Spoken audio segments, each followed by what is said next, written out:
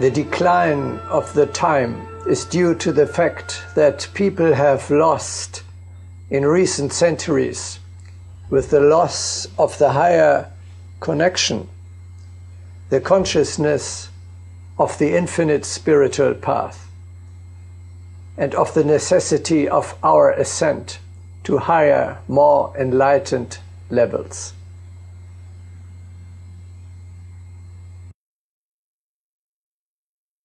Losing their perception of the great worlds, people have wandered from the understanding of perfection.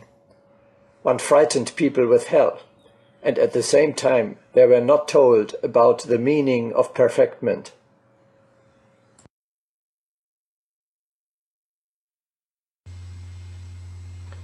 Indeed, for the one who denies everything that is higher than he himself, there is no reason to raise himself or the circumstances.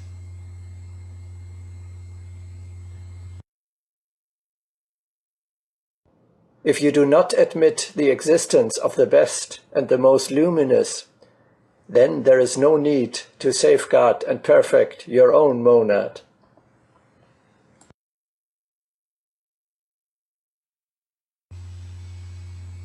The teaching of the churches of redemption and grace has made us forget that we are living on earth in order to bring us closer to perfection, closer to the image of God within ourselves, and closer to the heavenly conditions that prevail in our true home, the supermundane world of the soul.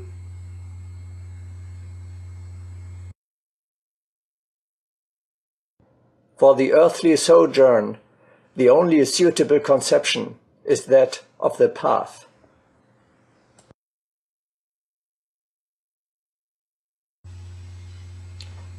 If everything is in motion, if everything progresses, then man too must move forward if he does not wish to fall behind.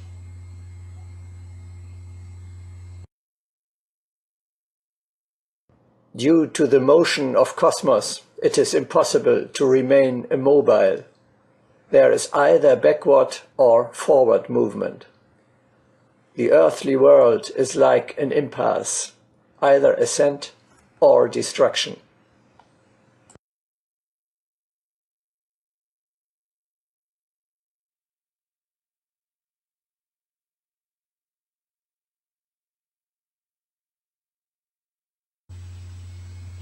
Contrary to what is pretended by the different sects and religions fighting each other, there's only one path of ascent. This path, however, as in the mountains, is easier to recognize for the one who has already come higher up than for the pilgrim who still stands at the foot of the mountain.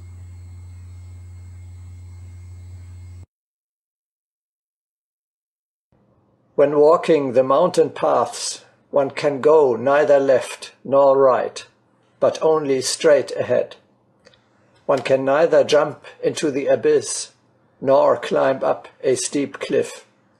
The path is one, and its destination is seen from above.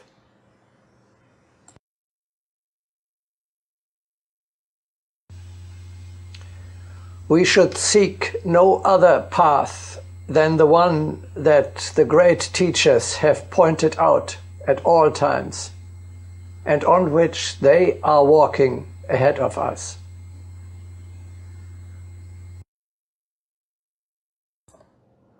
Man is ever trying to climb up to God some other way than by the way God has ordained, and he will not accept that way until disappointment and despair have driven him back to his starting point.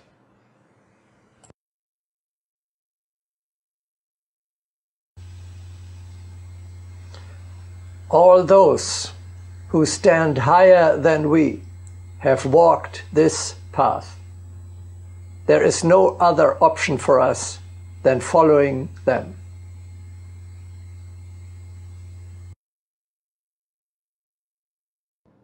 Every single one of us must climb the same rugged path that the masters have trod in loneliness, poverty, and struggle, if we ever reach the heights on which they stand.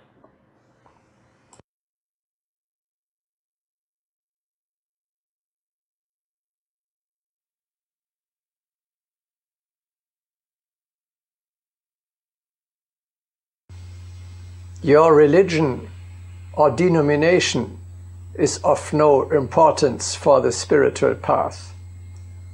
Every path of spirituality leads to the heights. The divine spark burns in every human being.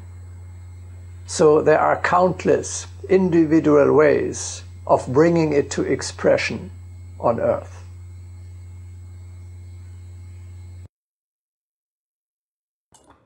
We shall meet the approaching ones on all paths leading to the higher world.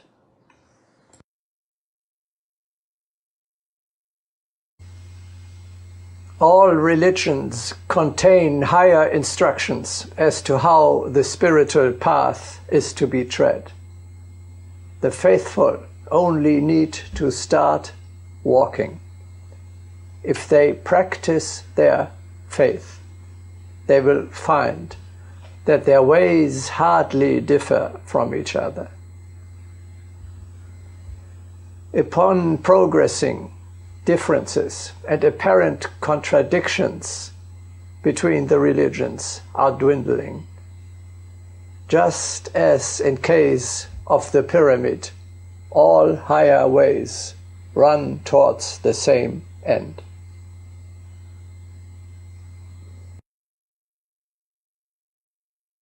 We shall salute those who consider only Christ as their teacher in the same manner that we shall salute the followers of Lao Tse, Confucius, Buddha, Krishna, Zoroaster, and Maitreya. But we shall ask them to truly study the teaching of Jesus Christ and to practice it in life. Then there will be no place for discord, for, verily, all great covenants come from one source.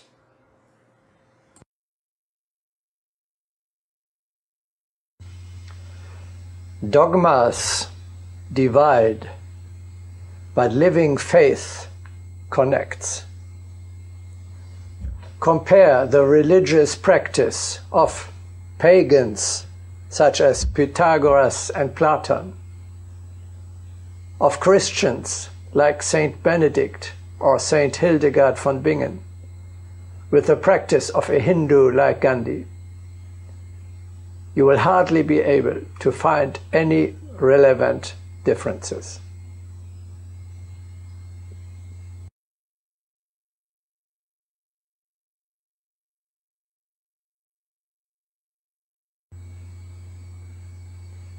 The ascent upwards is the only way out of the misery of the time.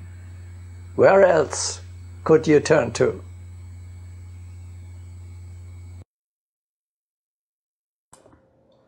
Those who search for truth can find the significance of beingness only in the path of ascent toward hierarchy. Otherwise, life remains a vicious circle, and for millenniums, the spirit will not find its liberation.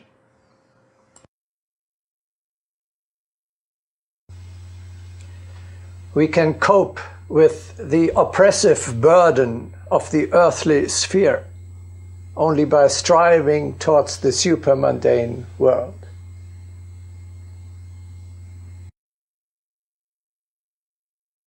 Having searched all corners of the planet, we shall find the sole path upward.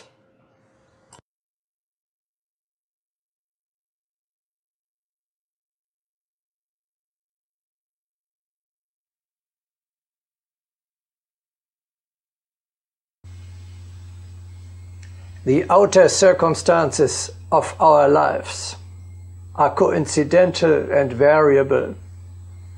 They differ for each of us and are not safely to control. Read again the biblical story of Job. It teaches us a person may, for reasons that do not lie with him, and which he cannot even recognize, be toppled into disaster from one day to the other, and yet has to hold on to his path.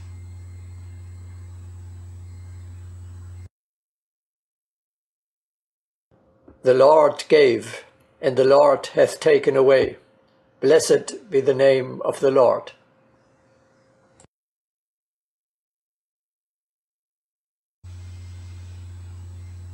It is the very purpose of the cosmic order that the Spirit learns and practices to assert and to unfold itself in every earthly circumstances. An incarnation under particularly unfavorable conditions may have only one aim: to test your loyalty and to steal your strength.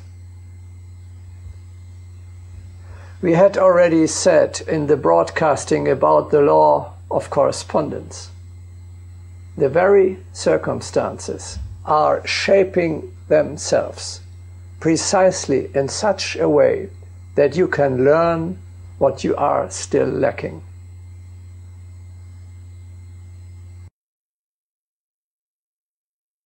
We must test ourselves in the most diverse circumstances. In this is contained the secret of the variety of incarnations.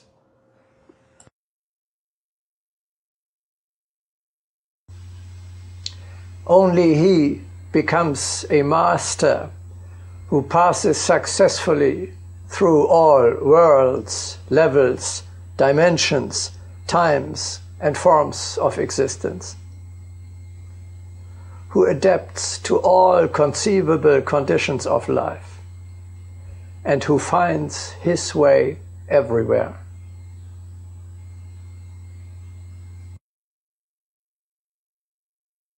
Traveling the path means to contact consciously every point, line, surface, and dimension on all the planes of being, from the lowest material to the highest spiritual.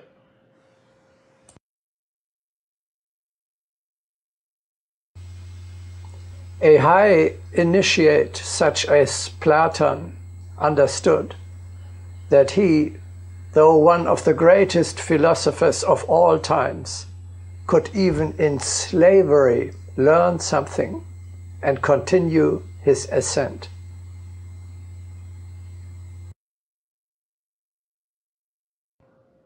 The thinker, even when he was sold into slavery, said, "This is a splendid proof of the diversity of the human path."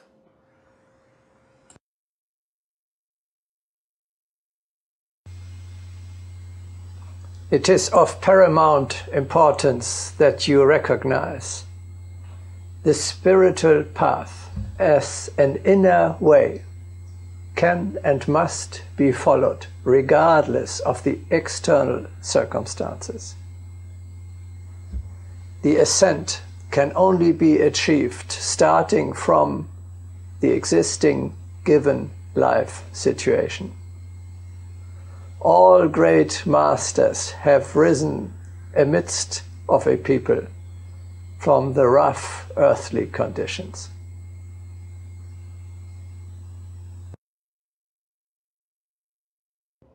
Each Mahatma began his ascent from the very midst of the people, having only dared to choose the difficult path of the great soul.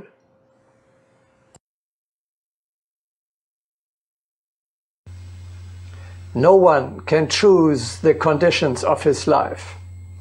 They are assigned to us from higher up, not without reason.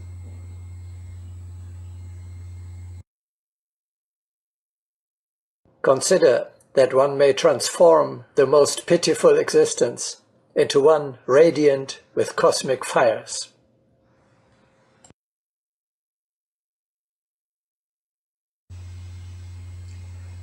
Anyone can at any time, in any life situation, tread the path of the soul as taught by Agni Yoga.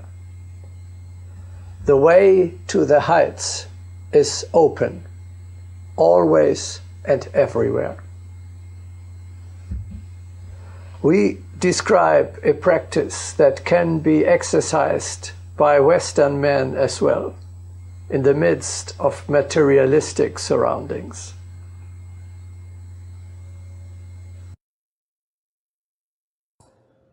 It is essential that the art of thinking again rise above the external conditions, which are subordinate factors of existence.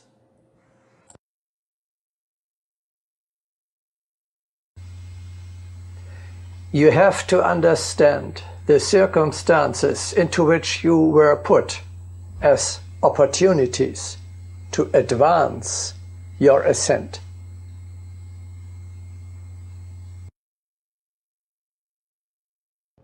All conditions in life offer possibilities for creative acting.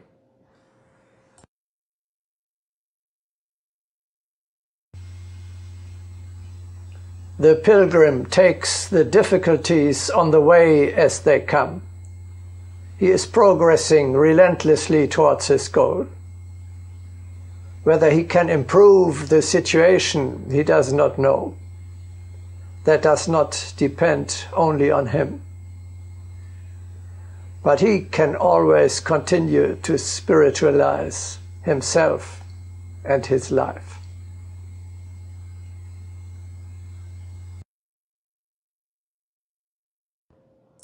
It is imperative that this process of becoming a warrior of the faith be accomplished consciously, outside of fortuitous external conditions.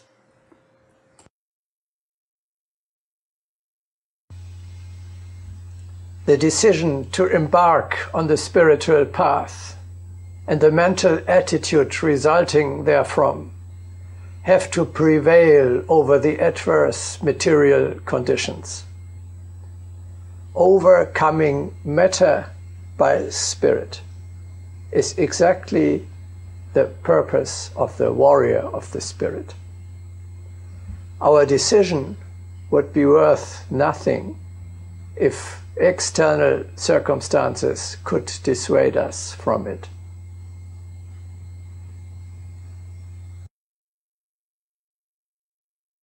Walk light of heart, rejoice, follow the higher path.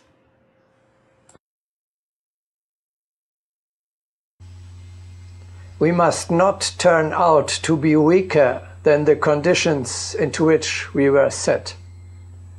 A king of the spirit forces the circumstances by the power of his spirit to submit to him.